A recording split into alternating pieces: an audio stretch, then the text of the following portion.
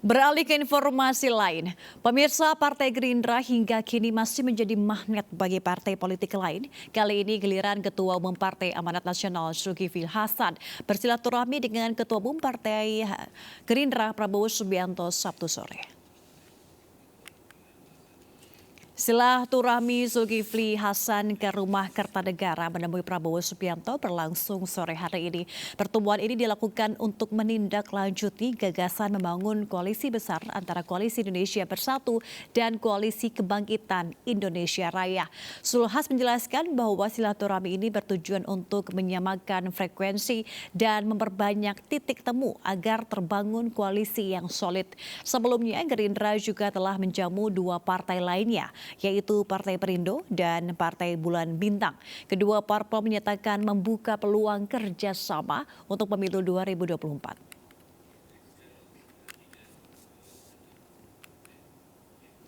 Pertemuan Ketua Umum Partai Amanat Nasional Zulkifli Hasan dengan Ketua Umum Gerindra Prabowo Subianto sore ini diperkirakan membahas rencana koalisi kebangsaan atau koalisi besar. Kemarin Partai Perindo dan PPB juga melaksanakan anjang sana dengan Prabowo Subianto di kediaman pribadinya. Lantas bagaimana peluang terbentuknya koalisi kebangsaan serta peluangnya lolos di pemilu 2024? Kami akan membahasnya dengan Direktur Eksekutif Indonesia Political Review Ujang Kamarudin. Selamat sore Pak Ujang Kamarudin. Selamat sore Mbak Mega, Assalamualaikum. Iya, salam sehat selalu Pak Ujang. Siap, sama-sama Mbak Mega. Ya, kita mengetahui Pak Ujang hari ini ada pertemuan antara Prabowo Subianto, Ketua Umum Gerindra dan juga Zulkifli Hasan, Ketua Umum PAN. Dan ini menjadi pertemuan ketiga dengan partai-partai lain di hari pertama, di hari Rabu dengan Perindo dan kemudian dilanjutkan dengan PKB. Namun sore hari ini ternyata ada kemungkinan keduanya ini pertemuannya untuk membentuk koalisi besar. Bagaimana tanggapan Anda Pak Ujang? Ya, ini kan sebenarnya tindak lanjut dari pertemuan besar ya di DPP PAN yang lalu, beberapa hari yang lalu. Ya, suka tidak suka, senang tidak senang ketika Pak Jokowi katakanlah mengumpulkan ya 5 ketua umum parpol di DPP PAN itu yang katakanlah kemarin tuan rumahnya Pak Zulhas itu harus ditindaklanjuti dengan sebuah desain planning atau rencana ya mematangkan koalisi besar itu. Karena koalisi besar itu kan masih mentah, masih sekedar wacana. Oleh karena itu untuk agar implementasinya jalan, agar terjadi, maka ya perlu tadi komunikasi, silaturahmi, pertemuan-pertemuan yang intens. Karena kan kalau berkoalisi itu kan tidak begitu seperti membalikan telapak tangan, tahu-tahu jadi tidak, tetapi ada proses yang panjang. Gitu. Terkait apa? Misalkan komitmennya seperti apa, lalu format koalisinya seperti apa, lalu misalkan nanti capres-cawapresnya siapa, apakah nanti koalisi besar ini bisa menang atau tidak. Banyak faktor atau banyak variabel yang harus diperhitungkan ketika ingin membentuk sebuah koalisi besar. Dan saya melihat ini salah satu jalan ya.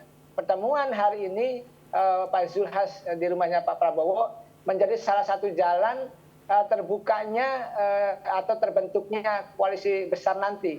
Yang sebelumnya kita tahu juga Pak Haritanu sudah bertemu, lalu Pak Yusril juga sudah bertemu. Ini artinya apa? Artinya memang koalisi besar itu dipersiapkan, didesain, dibangun untuk apa? Ya tadi untuk kepentingan koalisi besar itu mengusung capres-cawapres yang nanti bisa dianggap menang gitu. Siapapun capres-cawapresnya nanti.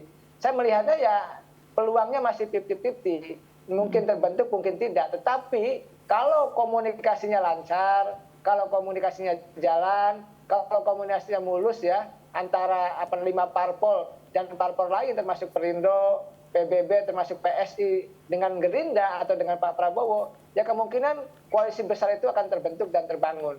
Dan saya masih ingat Mbak Mega, Pak Prabowo ketika ditanya oleh teman-teman media ya pasca pertemuan di DPP PAN mengatakan Pak Prabowo kami ini katanya timnya Pak Jokowi, artinya ya koordinatornya Pak Jokowi, ketua timnya Pak Jokowi.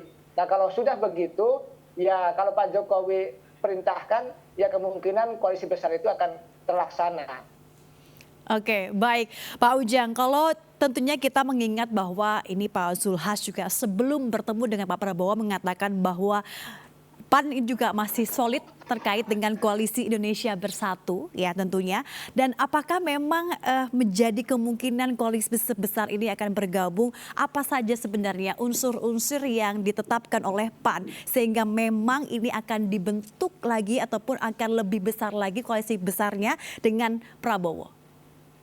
Pertama kalau PAN itu ya tadi ya saya paham solid ya, tetapi Ya. PAN ini kuncinya adalah Pak Jokowi. Pak Jokowi ke kanan ya PAN ikut ke kanan, Pak Oke. Jokowi ke kiri ya ikut ke kiri, termasuk KIB yang lain, Golkar dan P3.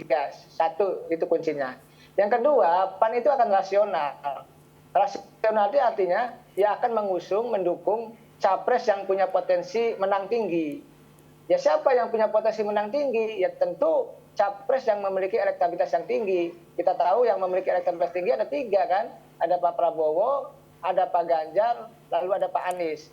Nah kalau kita melihat membangun konstruksi koalisi besar katakanlah dengan PAN tadi ya, dengan 4 partai lain, termasuk partai yang non parlemen seperti Perindo, PBB dan PSI, katakanlah kalau terbangun koalisi besar itu, KIB ya gabungan KIB dengan KIR dengan tadi partai Perindo, PBB dan PSI, maka saya melihatnya adalah ini bangunan besar ya, yang tentu kalau di bawah komando Pak Jokowi akan solid, akan jalan. Karena arahan Pak Jokowi tadi rasional. Nah, rasional itu artinya apa? Ketika 3 besar tadi Pak Prabowo, Pak Ganjar, dan Pak Anies memiliki elektabilitas yang tinggi, jadi PAN akan rasional, akan mengusung di antara ketiga itu. Ya. Tetapi kalau kita nilai satu-satu, kita bedah ya Mbak Mega.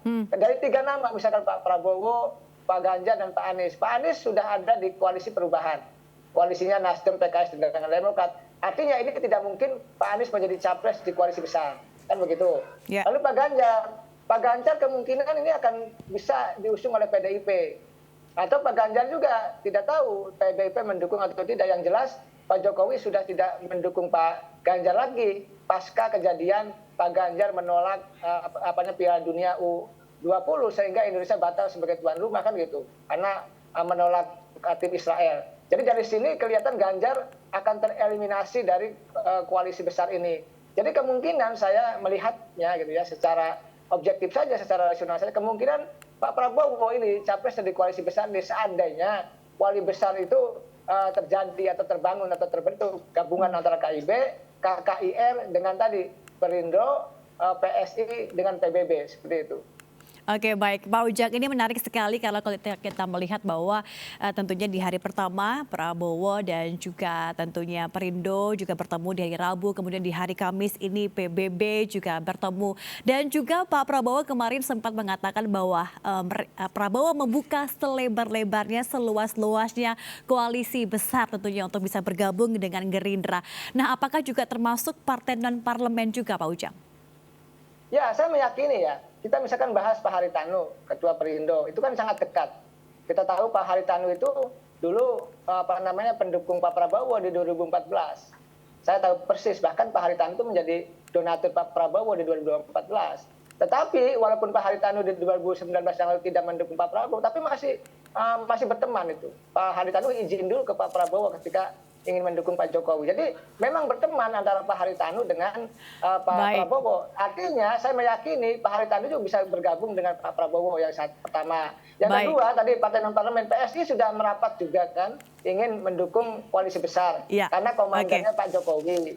Yang ketiga PBB sudah bertemu langsung dengan Pak Prabowo begitu. Jadi kemungkinan akan bergabung partai-partai non-parlemen itu kepada Pak Prabowo.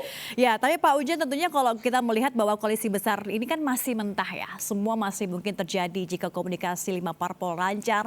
Koalisi besar ini mungkin terbangun atau mungkin memang Prabowo benar-benar selektif untuk memilih partai-partai besar untuk bergabung dalam koalisi besar. Ya, karena Pak Prabowo gini, butuh dukungan banyak parpol. Karena misalkan hari ini Pak Prabowo ada di koalisi Kebangkitan Indonesia Raya. Itu kan dengan PKB. Nah dengan PKB ini tidak cukup kuat, akan rawan gitu loh. Ya oleh karena itu ya perlu gabungan koalisi besar tadi. Ya kesempatan dan peluang Pak Prabowo ini untuk tadi ya mengorkestra ya atau mendesain koalisi besar itu bersama Pak Jokowi. Tentu bersama tadi 4 partai besar lainnya yang berkumpul di DPP PAN. Oleh karena itu saya melihatnya ya tadi suka tidak suka, senang tidak senang, di tengah ketidakpastian koalisi ini ada peluang Pak Prabowo untuk menyatukan ya partai-partai yang bergabung di DPP PAN, 5 partai termasuk Perindo, PBB dan PSI itu. Jadi saya meyakini kalau mereka solid, kalau mereka deal, kalau mereka sepakat dengan tadi yang desain juga Pak Jokowi, saya sih meyakini ini akan hadir. Karena kan koalisi besar ini bentuk perlawanan juga sebenarnya saya melihat. Pertama apa? Bentuk perlawanan terhadap PDIP, karena PDIP telah menolak gitu ya Piala Dunia U20 yang ini membuat Pak Jokowi sakit hati lah kira-kira seperti itu. Yang kedua ini juga bentuk perlawanan atau antisipasi juga terkait dengan koalisi yang dibangun oleh Nasdem, PKS dengan Demokrat. Jadi saya meyakini kalau Prabowo itu misalkan hanya koalisinya dengan PKB saja seperti saat ini, koalisi Kebangkitan Indonesia Raya itu tidak cukup kuat untuk bisa memenangkan pertarungan. Tetapi kalau koalisinya gabungan gitu ya, jadi KKIR digabung dengan KIB, ada Golkar, ada PAN, ada P3 di situ, lalu ada Gerindra dan PKB ya, lalu ditambah lagi misalkan PBB, Perindo dan PS, ini kan cukup kuat dalam konteks koalisinya. Oleh karena itu ini menjadi penting bagi Pak Prabowo untuk bisa menyatukan koalisi tersebut. Makanya Pak Prabowo terus didatangi oleh banyak ketum partai lain untuk bisa bersilaturahmi. Tadi bahasa saya untuk mematangkan atau proses jalannya koalisi besar itu. Baik, terima kasih. Tentu kita melihat ya Pak Ujang ini bagaimana sih hasilnya. Ini tentunya koalisi besar yang tentunya akan dibentuk antara KIB, KKIR, dan kita masih menunggu bagaimana hasilnya meskipun memang belum disampaikan sekarang. Tapi kita tentunya menunggu hasil-hasil berikutnya terkait dengan koalisi menuju pemilu 2024. Terima kasih Pak Ujang Komarudin sudah bergabung bersama kami. Salam sehat selalu. Salam sehat, sama-sama Mbak Mega.